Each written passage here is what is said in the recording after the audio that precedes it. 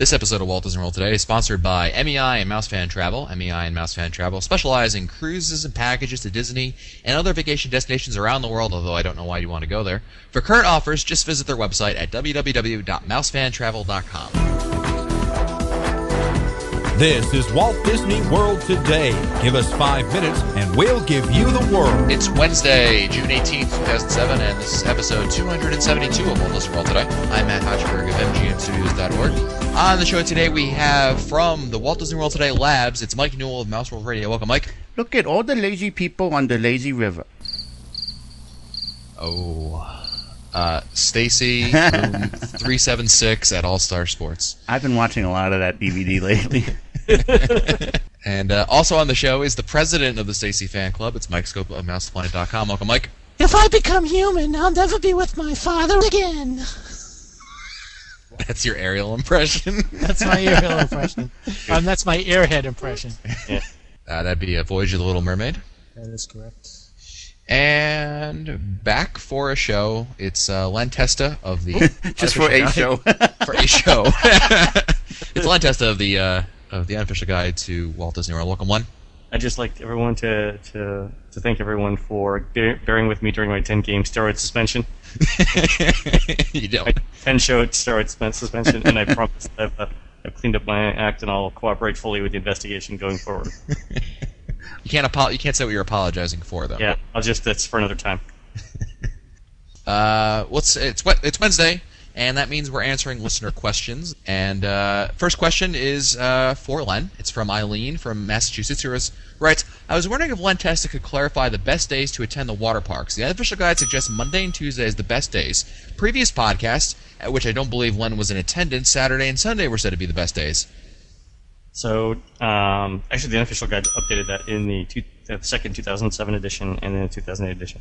We think it's Saturday and Sunday. So, and the way that we came to that conclusion is by going to the water parks for most of June and all of July last year, and every single day of the week. And the thing that we found was that when the water parks closed for capacity, it was always on a weekday, and it was never on a weekend. In fact, for July 2006, both water parks closed every Thursday for at least some point. So Thursday is the busiest day for water parks, and they never closed for capacity on a Saturday or Sunday. This also true year-round, Len? Do what? Is that true year-round, do you think? I gotta, we only tested summer, so summer's heavily tourist-driven. The thing about going off-season is it's going to be cooler and fewer people are going to go anyway, so I think it would probably still hold. That's what I was going to say, Len. Yeah, and I think that's also why Disney introduced that new Florida resident water park pass, because it's tourist-driven right now. Next email is from Jeff from Kenosha, Wisconsin, who writes, this question is probably for Mr. Newell, although if anyone wants to chime in, please do. At the midpoint of the Kilimanjaro Safari attraction, the cast member turns on the quote-unquote radio while we just tool around looking at elephants and such. The radio plays some tribal-type music with chanting, for lack of a better term. Do any of you know the source for that song or any more like it? It's my favorite part of the ride. I Googled it, and I found something from Serengeti Seasons, but I don't know if that's it, and I couldn't find a place to purchase or download it, even if it were. Any ideas? Mike knows. No, I don't know.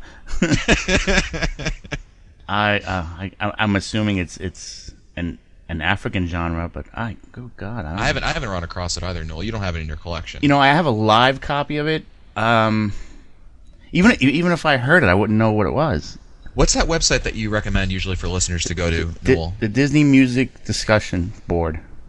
I'll give it. It'll be in the show notes. Yeah. Well, sure. Why don't we put everything in the show notes? Let's just make a show note. Next email is from Colin Carroll of Hershey Park, who writes, great job on the podcast, Hershey. guys. I look forward to meeting Mr. Scopa at Magic Meets in July. I'm heading to Walt Disney World soon and have a question about extra magic hours. I'm curious about your experience with crowds during evening extra magic hours. I'm using the Unofficial Guide and have touring plans for each day, but started thinking instead of being at the parks for rope drop every morning, I may sleep in a few days and take advantage of the evening extra magic hours. I have 3 children, ages 5, and 9, so I need to take that into account as well. In your experience, are the crowds manageable during evening extra magic hours, or would I be better sticking to hitting the parks early and avoiding evening extra magic hours? So I just did this last weekend with my daughter. We did 2 Magic Kingdom extra magic hours when the park was open from 11 p.m. to 2 a.m. And I got to tell you, the crowds did not start clearing out until after 12:30. Yeah, first 90 minutes are tough. Yeah, I mean the waits at Space Mountain were well above 50 minutes at midnight. The waits at Big Thunder and Splash were still in the 20, 30, 40-minute range, to the point where you still had to use FastPass. In fact, I actually got a FastPass for like 12:50 a.m. Wow. because that was the only way we were going to get on Big Thunder. And I really think that it's going to be tough for 5-year-olds to stay up that late. I would really advise sort of a morning strategy if at all you could do it. Tough for me to stay up that late. Yeah, I mean we made it twice to past 1:30, and Hannah was a trooper on it, but we were dragging the next morning. We certainly didn't get out to a park early the next morning. Even you went in June, Len, when it's a little more busy. It's a busier time of the year. But I've gone, during dead times of the year. I usually almost always go during off season, and I went for an evening extra magic hour, and the Soarin', it doesn't let up until like the very, very end, and it's Right. unless you're interested in doing like some of the less popular attractions over again, the ones that participate in it, but it's not that popular. That might be a good reason. But if you're looking to hit the headliners, I mean, you're just it's not going to be the park to yourself as soon as extra magic hours kick in. No, it's not. And I mean, again, the major rides, the mountains, those are all going to be crowded. Actually, we went on Pirates at 1 o'clock in the morning, and we were the only one in the boat. So the minor attractions were still we're still open. It was just the majors, I think, that people concentrate. It was funny. So Hannah's 9. I couldn't get her into Fantasyland during the 2 days we were in the Magic Kingdom. Literally, I don't think we set foot in Fantasyland. It was from Tomorrowland. We were in Liberty Square. We were in Frontierland, and we were in Adventureland. And that was it. Was she too cool for Fantasyland? I was like, "Do you want to go to Toontown? Do you want to go to Fantasyland? We can go on, Philhar Magic." Or she's like, "No, let's go on Space Mountain." She's like, "No, Daddy, those lands are not optimal times to tour those now." Blame it on the gene pool, will you? Really, it's just she had a 50% chance of having that attitude. But we did see they did a midnight Spectra Magic, I think, and it was the 11 p.m. Spectra Magic. But by the time we got to Frontierland, it was great. So I've got two great tips for Frontierland. Can we segue a bit? Sure, go for it. Why not? So outside of the there's a candy store in Frontierland, and they leave the door open right until the parade starts. And there's a little wooden raised area. It's like a box with a light pole coming up on one side. If you lean your back against the light pole and your feet facing towards the street for the second parade, you can lean on the pole, and the air conditioning blows on you from the shop. It's like the best place to sit and watch the parade. So at 11 o'clock at night, I got a raspberry and white chocolate chip cookie. Hannah got this chocolate M&M cupcake thing that was just pure chocolate and M&Ms. We sat there and ate that and drank water, and with the air conditioning blowing on us until the parade came. It was fabulous. Go ahead. Oh, just quickly, what was your other spot, Len? So the other spot was for watching Wishes, and Scope actually knew about this. I was so excited I messaged him at 11 o'clock at night. It was where the Tomorrowland bathrooms are by Space Mountain. Yep. Just on the other side of that sort of walkway by Carousel of Progress is a great vantage point for the far back fireworks of the castle. You don't get to see the stuff that goes right over the castle because there's some trees there, but the stuff in the back, it's a fabulous view, and there's no one there. Cool. Check it out. Cool. Next email is from Matt, who writes, just a short message from another Matt to let you know I really enjoy your podcast and also offer what I heard regarding the issue with late fast passes not being honored at Soarin'. I've seen multiple posts on different boards from people who claim to know that the policy has been temporarily changed due to construction going on in the queue area.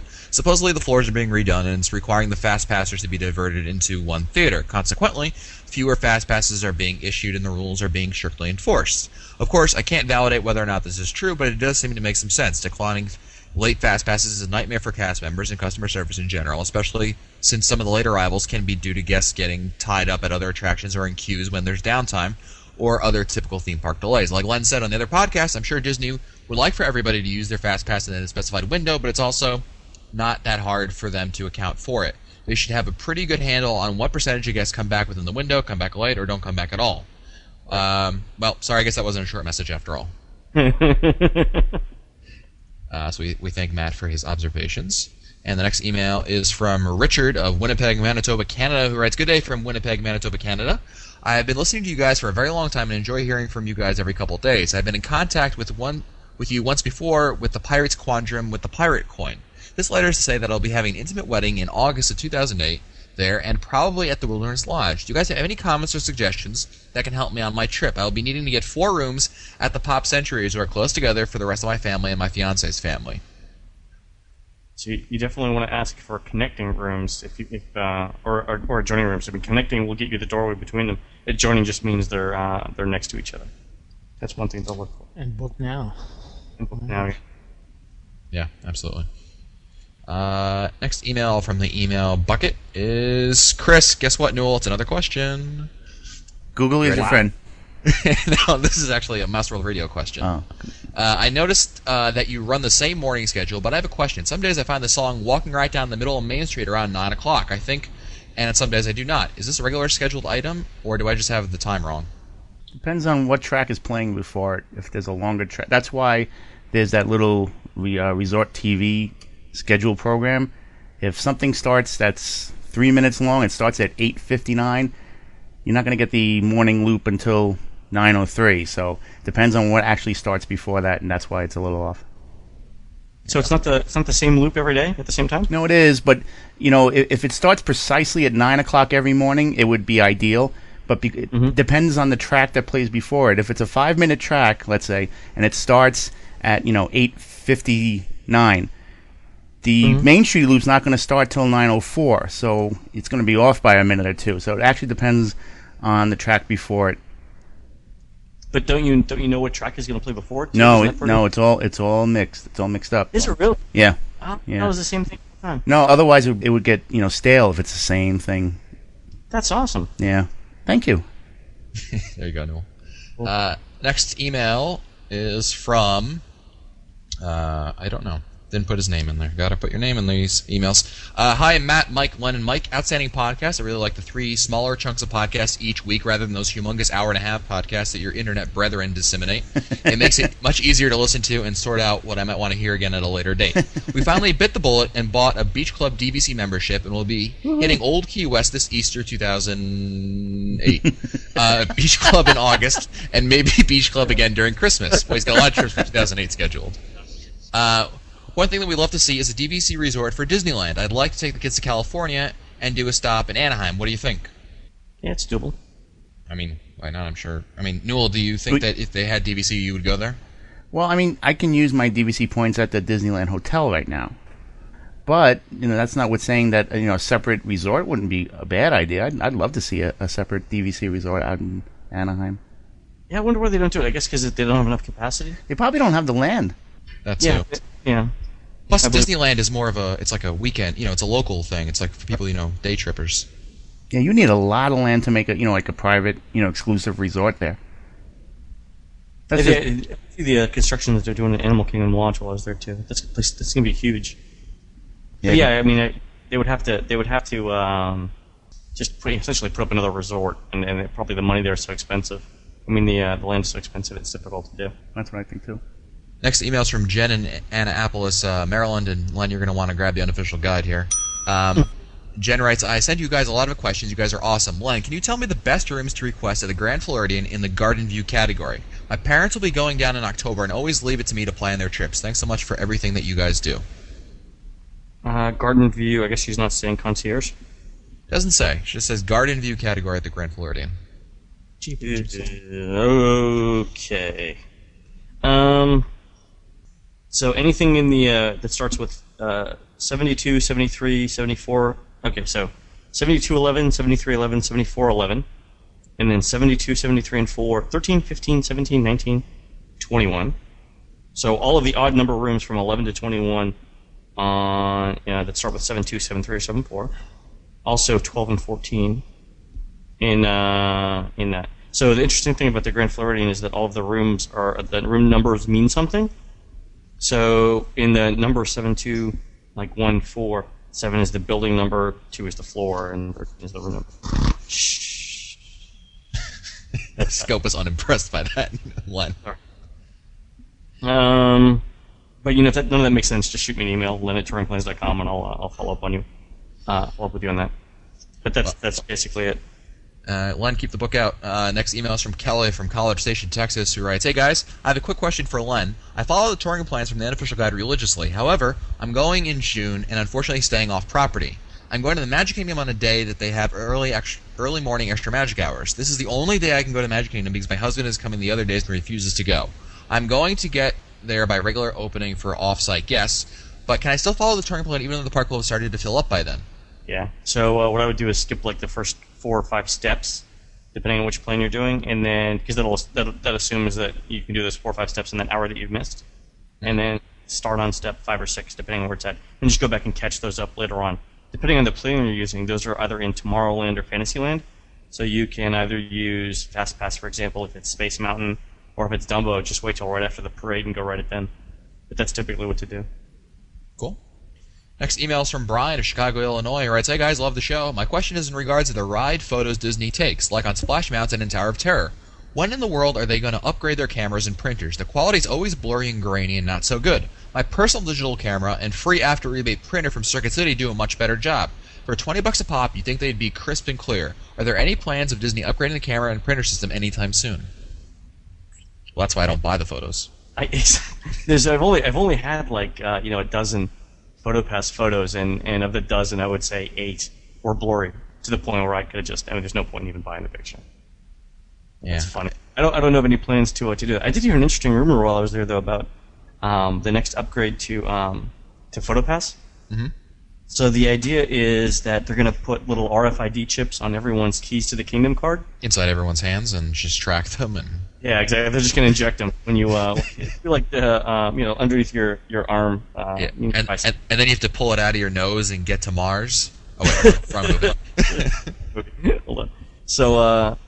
They're thinking about putting RFID chips on your keys, on your room keys, and then when you go through the rides, they'll take photos of you at spontaneous points throughout the ride, so you can see yourself, enjoying the ride, and then they'll automatically send you a note. They'll tie back the photo to the chip in your card, and when you get home, there'll be a link in your email saying, "Go here to buy all your photos." Great, I can see all my photos of myself crying on Dinosaur from different vantage points. Smooching with Marissa. Yeah, making out a dinosaur, right? Making out a dinosaur. Yeah, but we should mention again, that's a rumor.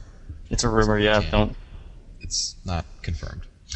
Next email is from Joey Phillip of Frisco, Texas, who writes, "Hey, Matt, Mike, Len, and Mike, how's it going? Outstanding here in Texas. I could make some insane reference about hoping to get this letter before my trip, but I trust you guys will really get it done by then, so here are my questions.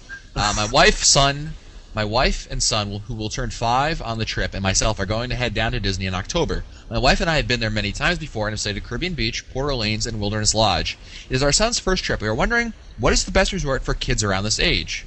We're thinking about either the Contemporary, Wilderness Lodge, Polynesian, Boardwalk, or the world-famous Scopa Towers. Are there any better choices than these, or ones that are on the list not to choose?" How old? 5. No brainer. Yes, Scopa?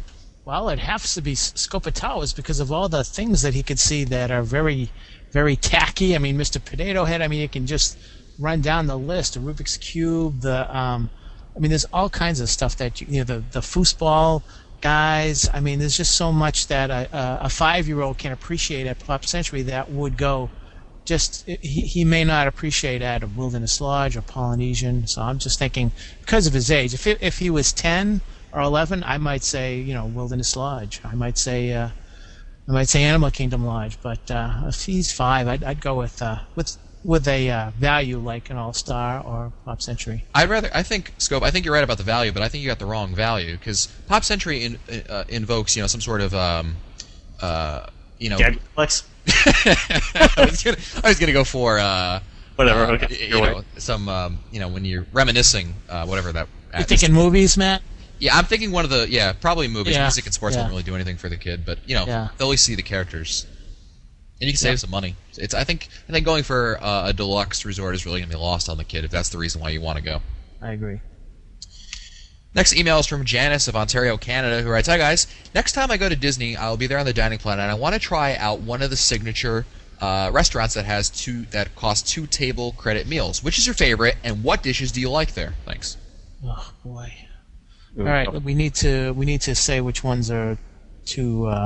Let's see. Brown Derby is 2. California Grill is 2. Artist Point is 2. Chico is 2. Yep. Portobello. I mean, isn't Narcoossee's is 2. Citrico is 2. Yeah, it's well established that Narcoossee's is 2 table service credits on the show. Boy, I don't know. Not that crazy about any of them myself. Yeah, I mean, I wouldn't go to. Citrico's, it wasn't bad. I know it's not. Brown Derby's not worth 2 table service Yeah, credits. I was about to say that. Brown Derby isn't. Maybe Chico's. I've heard good stuff about Chico's. Matt, you went to Chico's, right? Yeah, I've been there twice. I loved it and hated it. I was there with Len when we hated it. I would give it for Chico, given that I haven't been to Artist Point. I would try. I mean, Newell suggests Artist Point, so I would say one of those two. Chico or Artist Point sounds good. I have a different one. What's that? Flying Fish. I like Flying Fish. It's Or Yachtsman two? Steakhouse. Yeah, and Yachtsman people. Flying Fish is 2 credits? Wow. Yeah. Oh yeah. Last time I was there, I mean, you couldn't get I think most of the meals were priced in the $35 range, $28 to $35, and that was last year. I think I like Yachtsman quite a bit. In fact, I might go so far as to say I like the steak better at Yachtsman than I do at Shula's. Ooh. Well, there you go.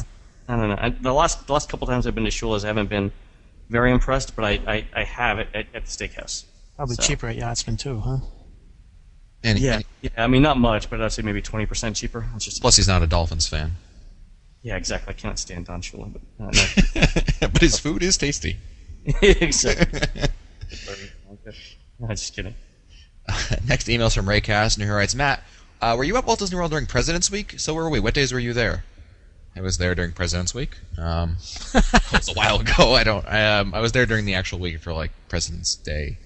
Guess maybe we passed each other. Ray also writes, what's that, Len? Ships in the night. Go ahead. Ray also writes, I'm sorry I have to disagree with you, though. We've been to Walt Disney World the first 2 weeks of June and during President's Week, and I'd pick June. Even with the slightly larger crowds, the parks are open later. Yeah, exactly.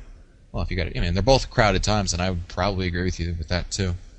It's changing. Although I do like my cold weather. I don't know. Stacy. Another email for Len, I think. This is from Paula, who writes, recently I've heard that Disney resorts are having problems with bed bugs. Can you please let me know if this is true or just a rumor? It's probably just a rumor. I've been in 6 resorts now this year and haven't heard anything about it. Although they are get rid of once you get them, but no, I haven't heard anything at all. I mean, I haven't even heard the rumor. So bugs. Just don't let them bite you. Yeah, really. Sleep tight. Next email is from Sandy. Either, I guess, from Washington. I don't know. It's Sandy W.A., so I hope that means Washington, or she just truncated her last name. Anyway, Sandy writes, hello, I'm concerned that I've heard that the Haunted Mansion will be shut down. We're coming down on July 17th of this year, and I know that this is one of my favorites. Is it true that it's actually going to be closed this time? Yes. It's closed already. It's done. It's down until the end of October, I think. Yeah. The wall is up. So you're going to... Sorry. Spaceship Earth 2. Surprise! Yeah, it's actually only the July through October, right? It's open now. Yeah. Yeah. Next email is from Stephanie from Michigan, who writes, we're going in late September, and my 2-year-old niece is obsessed with Tinkerbell. Is there anywhere on property that she can meet Tinkerbell?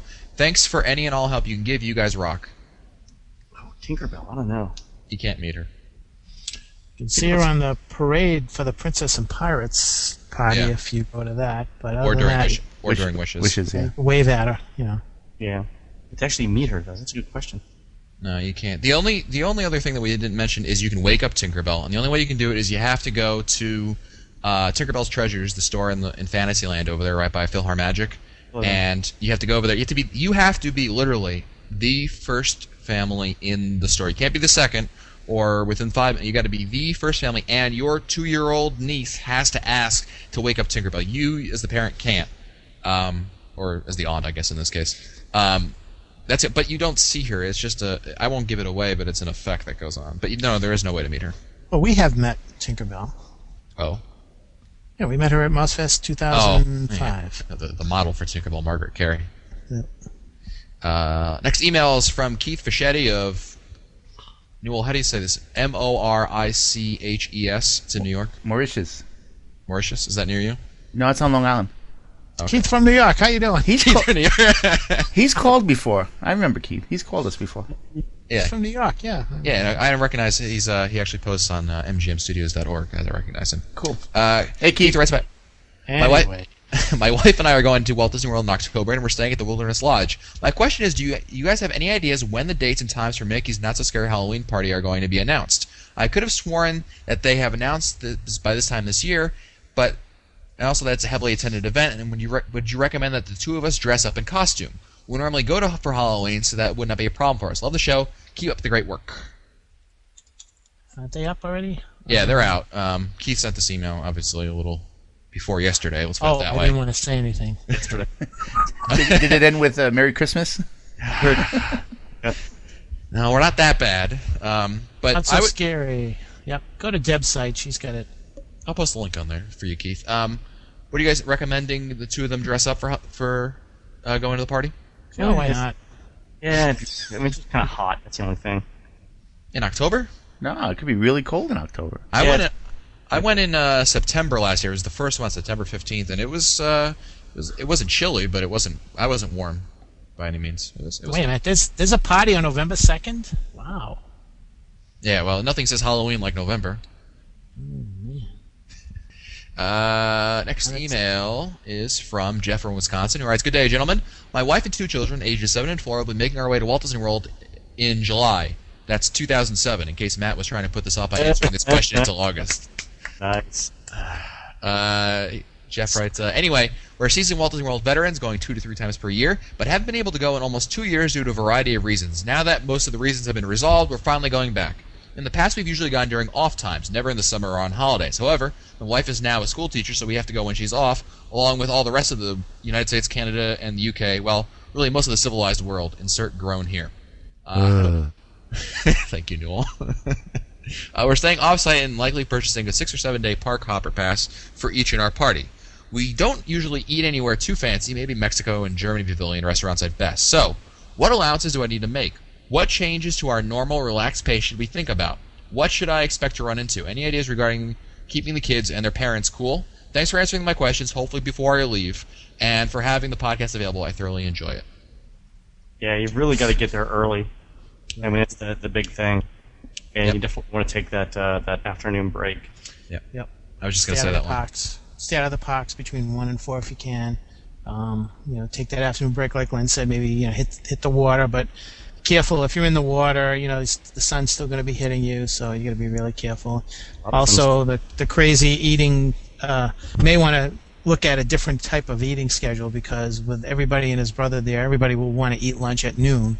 So you may be finding yourself better off eating lunch at 2 o'clock or 11. Breakfast at 10 o'clock. Yeah, breakfast at 11 and lunch at 4. Yeah. It's not. I mean, it sounds kind of, but it works. That's nice. Yeah, that'll work. Great. And of course, Len, come on, you want to say it. Have a touring plan. Invest in the unofficial guide to Walt Disney World. Well, that's it for us today. Again, this episode has been sponsored by MEI and Mouse Fan Travel, who specializes in cruises and packages to Disney and other vacation destinations around the world. So if you're going to Walt Disney World or anywhere else in the world, be sure to buy your travel through Mouse Fan Travel. And for their current offers, you can just visit their website at www.mousefantravel.com and be sure to demand to talk to Annette. And that's it for us today. If you want to find our older episodes, read our show notes, or send us your comments, you can visit the Walt Disney World Today website at www.wdwtoday.com. You can also email us at questions at wdwtoday.com. For Len Testa, Mike Scopa, and Mike Newell, I'm Matt Hodgberg. We'll see you on the next show. Jello. Tell Washington, lower the Internet radio royalty rate. SaveNetRadio.org.